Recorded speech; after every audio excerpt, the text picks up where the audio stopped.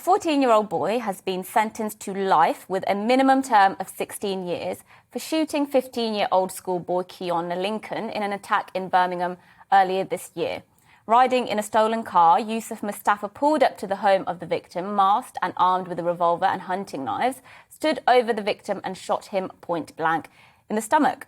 This sentencing sets a grim new record in our criminal justice system, as Mustafa is thought to be the youngest ever person convicted in Britain of murdering someone with a gun.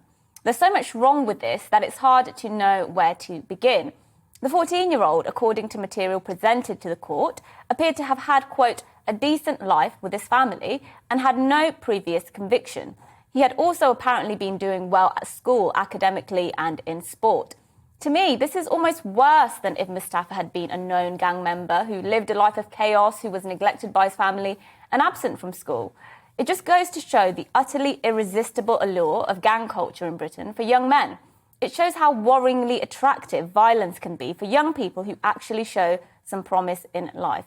How does a 14-year-old child go from a supposedly average life to shooting someone dead in the street in broad daylight?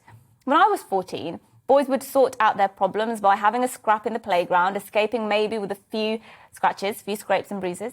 The total ineptitude of so many young men today in dealing with their emotions, their wafer-thin willpower to resist resorting to violence, is deeply disturbing, and it's very depressing. It used to be that having a son was more desirable than having a girl. In fact, there are still some places in Europe today where the gender ratio for babies is so skewed toward boys that research has concluded that baby girls are still aborted at higher rates. But I have to say, looking at Britain today and the fate so many young men are sucked into, I'm pretty glad I had a daughter. Young, poor, often black men seem to be doomed, and I'm worried things will only get worse before they get better.